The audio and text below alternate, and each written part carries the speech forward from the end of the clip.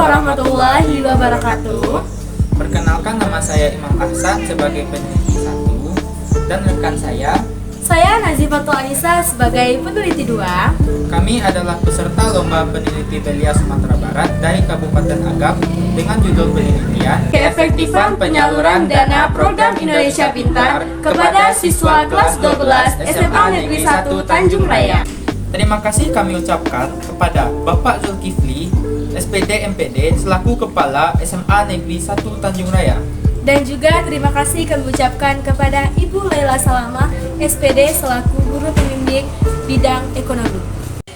Pendidikan adalah suatu sarana saat seseorang menerima suatu ajaran melalui komunikasi, tingkah laku, dan yang lainnya, yang kemudian orang tersebut mengalami perubahan ke arah yang lebih baik. Pendidikan di sekolah tidak akan terlaksana apabila siswa tersebut memiliki kondisi ekonomi yang buruk. Untuk itu, diperlukanlah peran pemerintah dalam hal ini.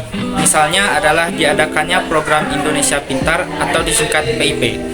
Di kelas 12 SMA Negeri 1 Tanjung Raya, kami menemukan bahwa ada siswa tidak mampu yang tidak menerima PIP.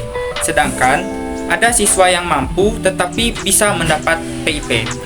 Karena masalah itulah, kami sebagai peneliti memiliki ketertarikan untuk meneliti lebih dalam mengenai permasalahan tersebut. Berdasarkan uraian latar belakang tersebut, maka dapat dirumuskan masalah pokok peneliti, yaitu yang pertama, bagaimana sistem pembagian bantuan dana PIP, dan yang kedua, apakah siswa kelas 12 SMA Negeri 1 Tanjung Raya merasa pembagian bantuan dana PIP sudah efektif? Untuk studi pustaka, yang pertama adalah mengenai efektif. Kata efektif berasal dari bahasa Inggris, yaitu effective, yang berarti berhasil atau sesuatu yang dilakukan dengan baik.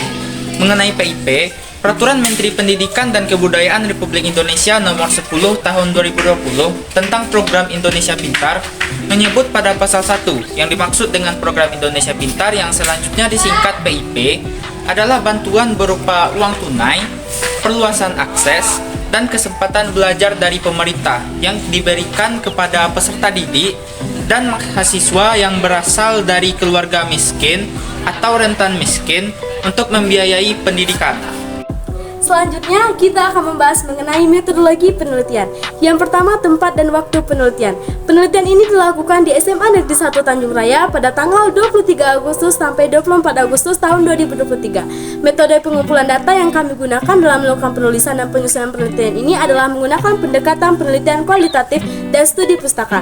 Dalam penelitian ini kami menggunakan langkah-langkah wawancara berupa pertanyaan. Setelah mengajukan pertanyaan, peneliti mencatat jawaban dan dari partisipan yang kemudian akan dirangkum dan dicantumkan pada hasil dan pembahasan. Untuk sampel penelitian ini adalah sebagian beberapa siswa yang pernah menerima PIP dan juga siswa yang belum pernah menerima PIP yang salah satu atau kedua orang tuanya tidak bekerja sebagai pegawai negeri sipil atau PNS. Untuk sistem pembagian dana bantuan PIP, peneliti telah melakukan studi pustaka dan menemukan bahwa sistem pembagian dana bantuan PIP telah tercantum pada pasal 4 ayat 1 dan 2 Permendikbud nomor 10 tahun 2020. Peneliti telah merangkum hasil sebagai berikut. Yang pertama, sebanyak 57,14% siswa mengetahui mengenai apa itu PIP. Yang kedua, hanya 14,28% siswa yang mengetahui bagaimana sistem pembagian dana bantuan PIP. Yang ketiga, juga hanya 14,28% siswa yang pernah melihat sosialisasi mengenai PIP. Siswa tersebut hanya melihat sosialisasi dari guru BK saat di kelas. Yang keempat, sebanyak 71,42% siswa yang pernah menerima PIP. Yang kelima, sebanyak 85,71% siswa yang berpendapat bahwa pembagian dana bantuan PIP belum efektif. Berdasarkan hasil penelitian dan pembahasan mengenai keefektifan penyaluran dana PIP kepada siswa kelas 12 SMA Negeri 1 Tanjung Raya, peneliti menarik kesimpulan bahwa banyak dari siswa SMA Negeri 1 Tanjung Raya merasa bahwa penyaluran dana PIP belum efektif. Terlihat dari hasil penelitian yang telah dilampirkan.